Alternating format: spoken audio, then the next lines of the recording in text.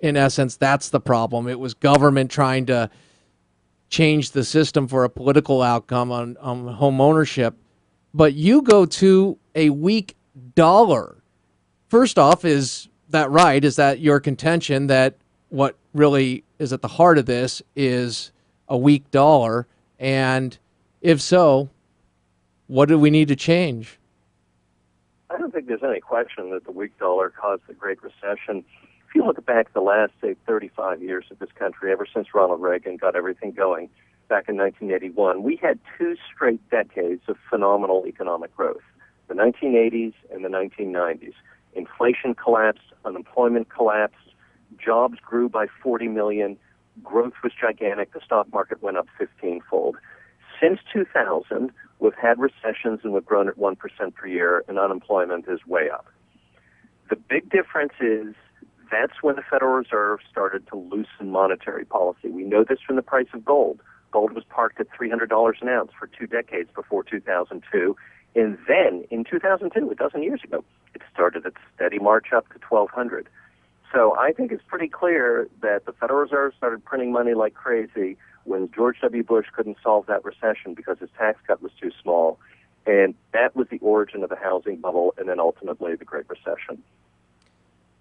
So, in essence, what you're saying is what Bush is oftentimes criticized for, which is the tax cut trying to answer the recession. It wasn't the fact that it was too small, or excuse me, too big. It was too small, and what he did was, in essence, print more dollars and channel money into a bubble, and that's the true cause right there.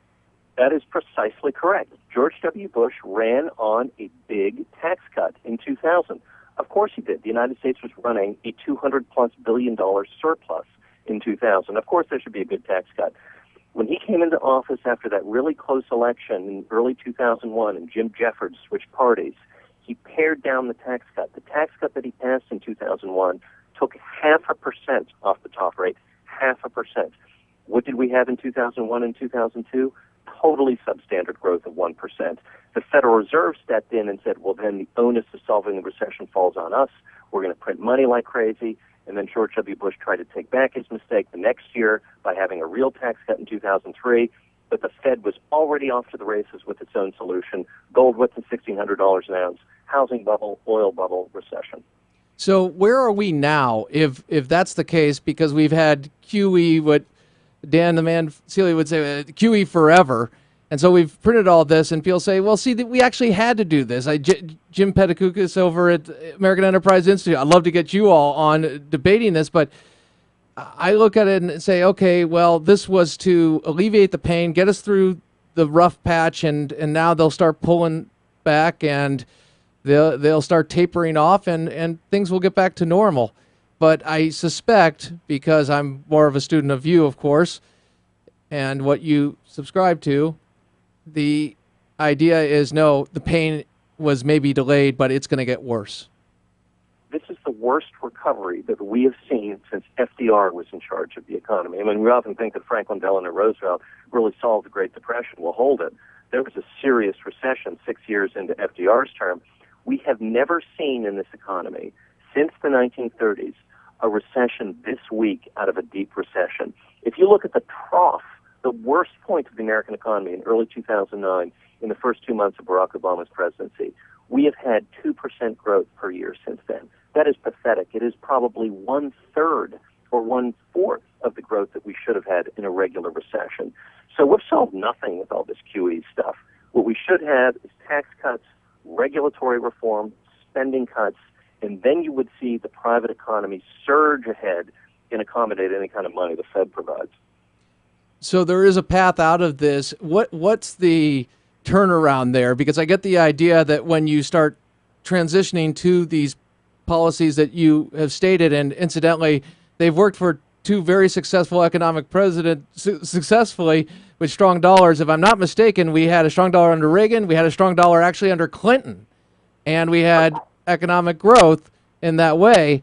Some people ascribe Clinton's with the raising taxes. Actually, it was the 2 tax cuts, but I digress. But my point is this. What's the hiccup that we're going to experience when we start going back to basics as you've outlined? I actually think there's going to be no cost at all. Robert Mundell, the great Nobel Prize winner who founded supply-side economics, who's the subject of the book, he inspired Ronald Reagan, said back in the 1970s, there are no economic costs to tax cuts, monetary restraint, regulatory reform, and spending cuts. No economic costs. What happens is an economy that has the tradition of the Industrial Revolution, which is ours, has all this capital waiting on the sidelines. Do you know how many trillions is waiting on the sidelines ready to do something real? If the government got out of the way, there would be a rush of investment into real economic opportunities. There would be millions of new jobs that would materialize instantly. We would forget about even the concept of economic costs because the boom would be so large. And if we don't think it would be that way, we should look at American history. Because when you let the free enterprise system run, boy, does it run. All right. What do you see as possible? Do you see our government going this route, Brian? Well, not necessarily. I'm going to write about this coming week in Forbes. Government sees a kind of existential threat, if I may use that term, to a successful economy. The more the economy succeeds, especially year after year and then decade after decade, government becomes rather irrelevant.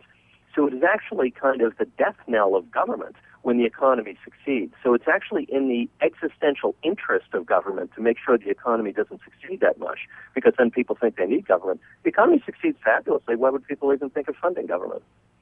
Wow. Well, and again, Republicans certainly can be accused of the fact of knowing that when government can sweeten the deal, you'll get more votes. They subscribe to that with their spending in the Bush years, certainly.